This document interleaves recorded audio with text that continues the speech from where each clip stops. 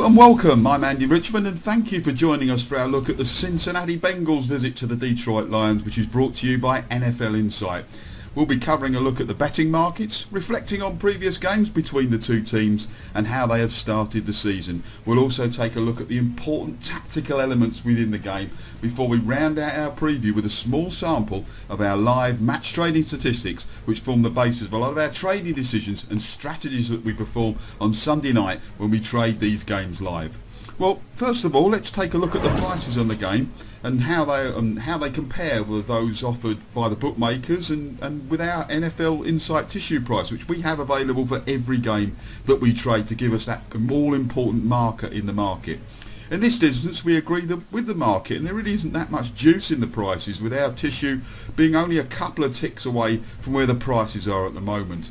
These prices, by the way, they're produced by profiling hundreds of similar games to calculate these numbers. The games coming from contests with a similar profile, both in structure and strength. In this game, let's take a look at the niceties of the game. In this game, we would expect the first points to come from a Lions touchdown. That's the 34% figure that you can see on the screen. That would equate to around a 2 to 1 chance, and that gives you a chance. These sort of prices give you a chance to compare prices with what's on offer in the market. So I went and took a look and saw what price is a Lions touchdown to be the first score in the game. Well, the best price I can find in the market is 15 to 8. So we make it around a 2 to 1 chance. So in fact, if you take that 15 to 8, it's a little under the true price based on what our match statistics tell us. So always good to have those comparisons around. All of these prices are available via our trading sheets that we have, so you can actually compare a real price based on hundreds of similar games with what you're being offered in the marketplace. So in effect, you've got your own tissue in your own hands, and they are proving incredibly useful, whether you're betting or even trading on the game. Plus, we've now added an extra. We've got an accurate added sheets which give us an accurate guide to what sort of price you should be expecting given the time or score in the game for either side. Almost a sliding tissue. Those are proving invaluable on Sunday nights in our trading room. Moving on, let's take a look at the prices that are on offer. We'll take a look at the matchbook prices on the exchange there. And on the money line, the Lions are 1.77 favourites. That reflects their strong home form this year in what's shaping up to be in a pretty tough division that they're in this year, the NFC North. On the handicap, the Lions are asked to give away a token point. That really doesn't affect the price too much, and you would have noticed from our earlier assessment of the game that we agree with the handicap that the Lions are asked to give away, even though the Lions represent tough opposition, but they are on the road. Finally, with Matchbook, we took a look at the match points line. That's set at around 47 at the moment. Cincinnati have always scored plenty of points in these meetings, and games involving the Lions tend to produce points as well. Their games this season average 50 points this year. I tend to favour the overs slightly, even against a tough Bengals defence. The Lions do have quite a lot of scoring weapons on offer, so 47 looks just a little on the low side. Let's now reflect on past meetings between the two sides and how the season started, both for the Lions and the Bengals. Just the 3 meetings since 2001, the Bengals actually lead the series 3-0. They won the last meeting 23-13, and the other 2 meetings have also produced points. Cincinnati, they seem to like playing the Lions, although I must say in a couple of the meetings that they had, that it was when the Lions were at a pretty low point in their history. This year, the Bengals, well, much was expected of the Bengals in the AFC North this year, with possibly Baltimore and Pittsburgh being on a little bit of a down year, and the Browns still rebuilding. The Bengals were the sexy pick for the AFC North this year, where they lead the AFC North with a 4-2 record. They're 1-2 on the road. That victory came on the last week against the Bills in overtime. Probably made that job a little bit harder than they should. I think they just need to concentrate a bit more in this game. The Lions, well, they've been a little bit of a surprise. They lead what is a competitive NFC North division 4-2. Their 2 home games have seen them beat Chicago and Minnesota, and they have been putting up plenty of points as well. So we could be in for quite an offensive game here. Let's take a look at the 5 factors for each team that will influence their approach to the game. Of course, there's many more than these 5 factors, but we'd probably be here an awful long time if we did that. But let's take 5 important keys of the game. For the Bengals first, good things happens for the Bengals when they offer a running threat, and they have that via rookie running back Giovanni Bernard and the more experienced Bon Jarvis Green Ellis. I think that gives them an excellent 1-2 punch against the Lions defence that ranks 29th in the league against the run. They're surrendering 124.8 yards per game on the ground. Cincinnati used a variety of quick methods last week, such as screens, flares, even tosses en route to Bernard, who racked up 100 total yards and a touchdown. To counter an elite Detroit defence that gets up the field quickly, Cincinnati must employ a similar quick twitch approach in this game and give Bernard especially room to work in. I'd expect them to use Bernard more in open space situations and leave the short yardage gains to Green Ellis. That, to my mind, would be the best use of their talents and form a lovely balance between this duo, which give the Bengals a really nice base offence. The Bengals have been long looking for a threat to opposite their main receiver AJ Green, and they may have found him in Marvin Jones. He had a real impact performance against the Bills last week. Jones made an impact both as a runner, a receiver and as a blocker in an outing where, for the number of times you noticed him pop up, you'd assume that he played more than the 25% of the Bengals snaps that he actually played. The Bengals are short of a consistent second receiving option, and more performances like this from Jones will give Andy Dalton more to work with and pile on the pressure to the Bengals signal caller to take the next step, but at least he looks like having targets to throw to now. I like Jones, and he should be watched closely on Sunday when he is on the field. Talking of Dalton, is he capable of becoming more than just a game-managing quarterback? That's the question I'd pose here. That's the question people are asking right now. And he continues to confound and please in equal measure. He had a great game against Buffalo on Sunday, but he has had his critics this year. But look beyond the stats, and one thing is very apparent. Dalton is very much the definition of a game-managing quarterback. I don't see him as a guy who's going to go out and really win you a game in the fourth quarter. Yes, Dalton threw for 337 yards, 3 touchdowns, just 1 interception. That gave him an outstanding rating of 105.9 by the day's end. The problem is, much of Dalton's production comes on passes behind the line of scrimmage or no further than 5 yards down the field. Now, great kudos to the Bengals staff are realising that Bills had a weakness to screens and those sort of short yardage plays, but also for them recognising that asking Dalton to throw the ball down the field consistently is probably just too much. When he hooks up with AJ Green, he can throw some beautiful throws, but he negates that with some horrific stuff as well. There was one horrific interception where he just simply threw the ball into the gut of the defender after locking onto what was his first read. He doesn't go through his progressions. That's the crux of the problem. Dalton doesn't make many reads if on any given play. He's not a guy who can switch plays up. He locks onto his first receiver and that's it. I think he's good at managing a game, but will he go out and win a game? And they have to work within that framework. He had 4 years college as a starter. He's 3 years as a pro now. I just think you just don't want him rely on him to go in to win you a game, but he does have guys around him who can win him a game. So he's very much a game managing quarterback.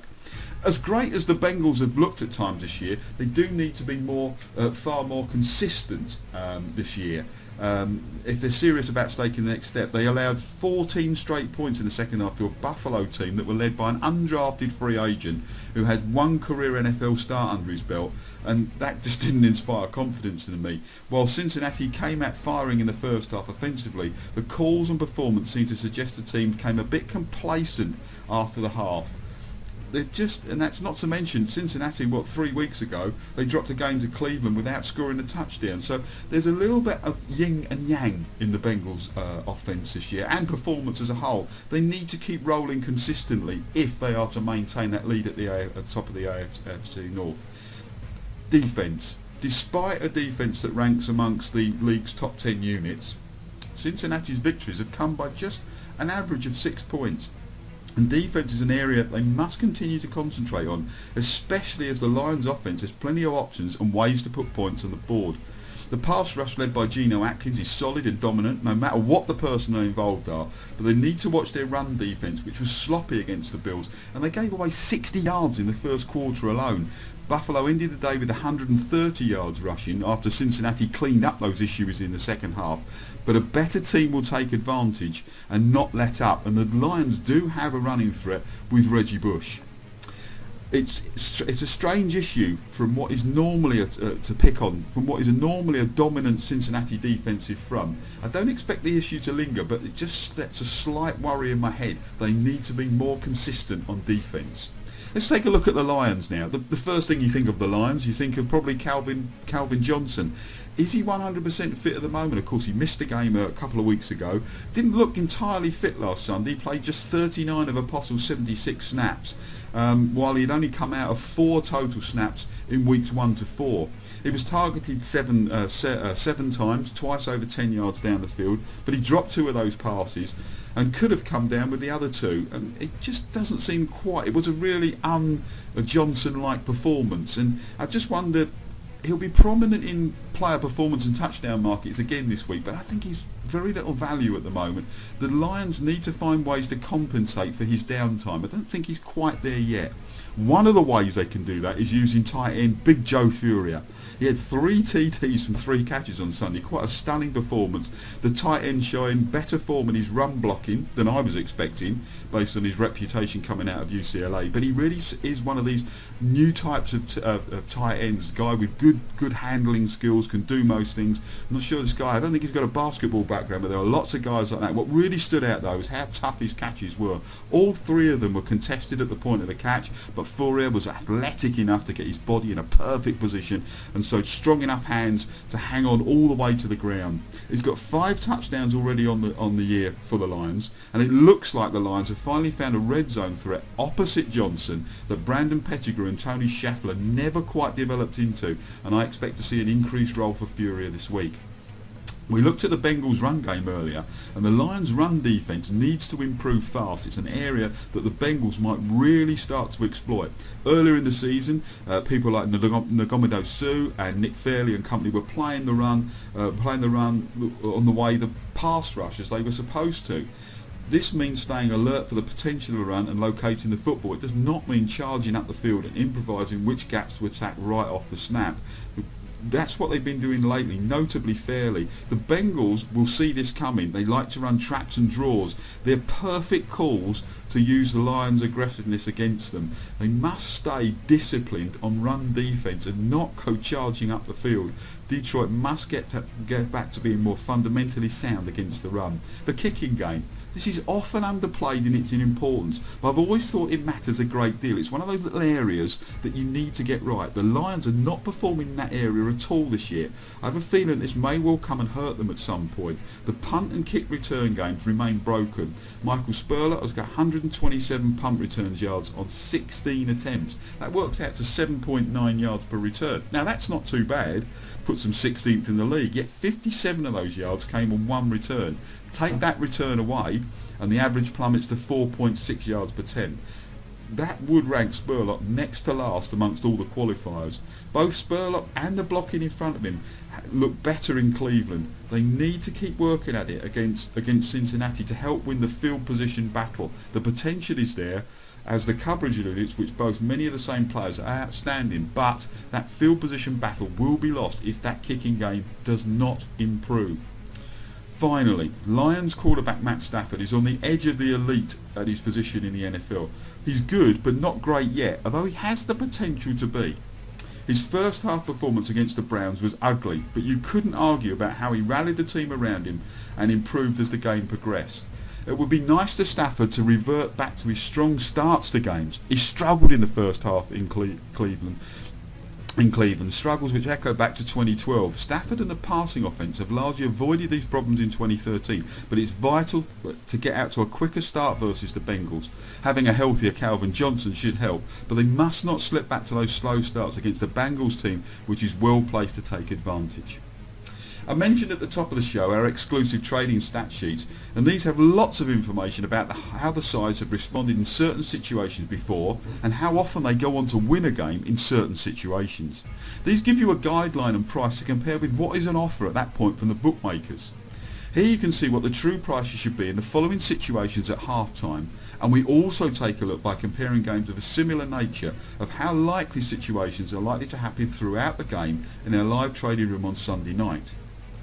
where we have the ability to predict a live tissue price and how likely statistically certain outcomes are to happen. So almost giving us a base price to judge against what's on offer with what we know is likely, statistically likely to happen in games of a similar nature.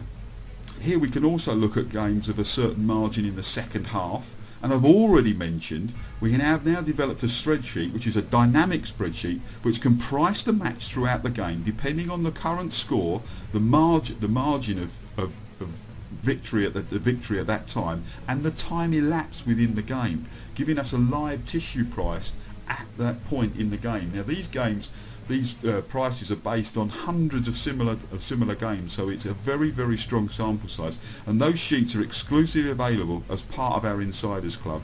These statistics are just a small taster of the profusion of data that we have available in those sheets, which are exclusive, as I say, to NFL Insight, and via the live updates that are available in our trading room on Sunday nights.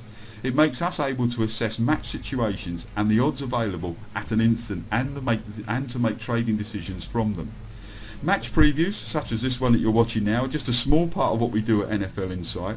And if you'd like to watch further match previews, you can subscribe to NFL Insight via the TV channel on YouTube. And then you'll get all the latest previews. And I'll be previewing further games this weekend and all the big games in the NFL. Also, make sure you check out our betting focus previews via the www.betting-insight.com site, which is our home website, where we'll take a look at all the best betting opportunities on the game once we have taken all the tactical factors into account that I've spoken about in this preview. Come and get involved with us at NFL Insight for all your NFL previews, statistics, trading views and betting advice. NFL Insight is at the forefront of a new way of looking at and betting on the NFL, and we hope you'll come back and join us soon for more previews and even get involved with us on Sunday nights and our live trading room.